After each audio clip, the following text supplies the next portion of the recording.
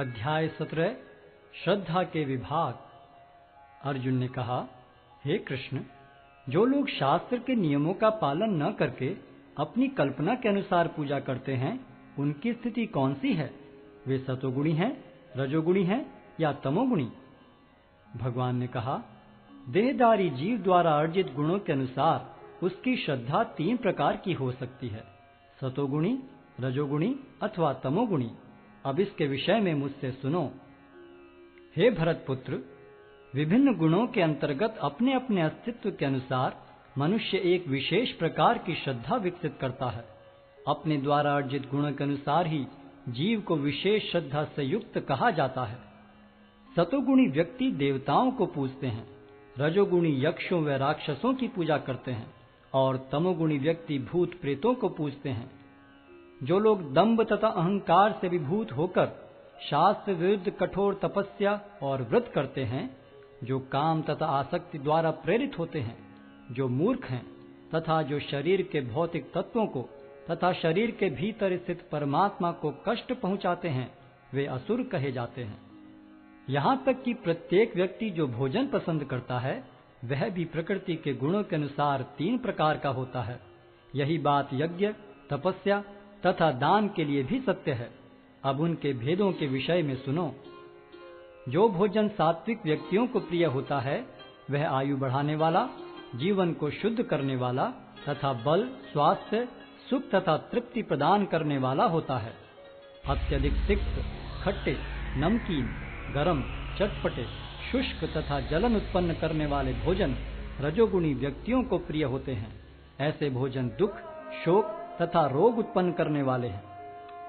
खाने से 3 घंटे पूर्व पकाया गया स्वादहीन, वियोजित एवं सड़ा, झूठा तथा अस्पृश वस्तुओं से युक्त भोजन उन लोगों को प्रिय होता है जो तामसी होते हैं।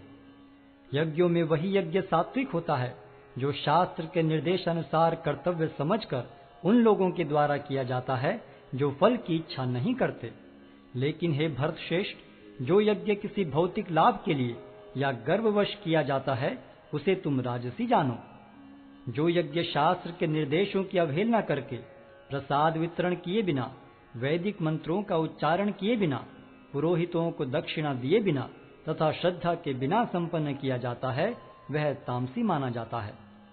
परमेश्वर, ब्राह्मणों, गुरु, माता पिता जैसे गुरुजनों की पूजा करना तथा पवित्रता, सरलता, ब्रह्मचर्य और अहिंसा ही शारीरिक तपस्या है।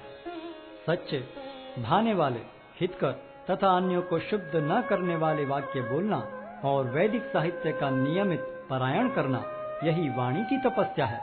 तथा संतोष, सरलता, गंभीरता, आत्मसंयम एवं जीवन की शुद्धि, ये मन की तपस्याएं हैं। भौतिक लाभ की इच्छा न करने वाले तथा केवल परमेश्वर में प्रवृत्त मनुष्य द्वारा दिव्य श्रद्धा से संपन्न यह 3 प्रकार की तपस्या सात्विक तपस्या कहलाती है। जो तपस्या दंभ पूर्वक तथा सम्मान, सत्कार एवं पूजा कराने के लिए संपन्न की जाती है, वह राजसी कहलाती है। यह न तो स्थायी होती है, न शाश्वत। मूर्खतावश आत्मोत्पीड़न के लिए या अन्यों को विनष्ट करने या हानि पहुंचाने के लिए जो तपस्या की जाती है, वह तामसी कहलाती है। जो दान कर्तव्य समझकर किसी प्रत्युपकार की आशा के बिना समुचित काल तथा स्थान में और योग्य व्यक्ति को दिया जाता है, वह सात्विक माना जाता है। किंतु जो दान प्रत्युपकार की भावना से या कर्म फल की इच्छा से या अनिच्छा पूर्वक किया जाता है, वह रजोगुणी कहलाता है। तथा जो दान किसी अपवित्र स्थान में, अनुचित समय में, किसी अयोग्य व्यक्ति को या बिना समुचित ध्यान तथा आदर से दिया जाता है, वह तामसी कहलाता है। सृष्टि के आदिकाल से ओम तत्सत ये 3 शब्द पर ब्रह्म को सूचित करने के लिए प्रयुक्त किए जाते रहे हैं।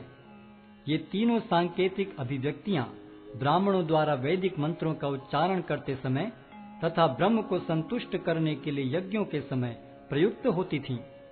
अतएव योगी जन ब्रह्म की प्राप्ति के लिए शास्त्रीय विधि के अनुसार यज्ञ, दान तथा तप की समस्त क्रियाओं का शुभारंभ सदैव ओम से करते हैं। मनुष्य को चाहिए कि कर्म फल की इच्छा किए बिना विविध प्रकार के यज्ञ, तप तथा दान को तत् शब्द कहकर संपन्न करे। ऐसी दिव्य क्रियाओं का उद्देश्य भव बंधन से मुक्त होना है। परम सत्य भक्ति में यज्ञ का लक्ष्य है और उसे सत शब्द से अभिहित किया जाता है। हे प्रथापुत्र, ऐसे यज्ञ का संपन्न करता भी सत कहलाता है।